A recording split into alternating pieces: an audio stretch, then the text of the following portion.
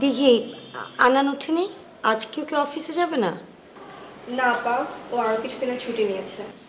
তুমি এক কাজ করো, বেডটি নিয়ে ওকে দিয়ে আসো। আপা, আপনি তো দেখছি পুরো শাহী আয়োজন করে ফেলেছেন। আরে আমি করিনি, ইলোরা সব করেছে। থ্যাঙ্কস ইলোরা। ওয়েলকাম। ম্যাডাম বলেছে তাই আমি করেছি। Good morning. দেখো না আনান, আপা কত কিছু আয়োজন করেছে। বসতে দিবে?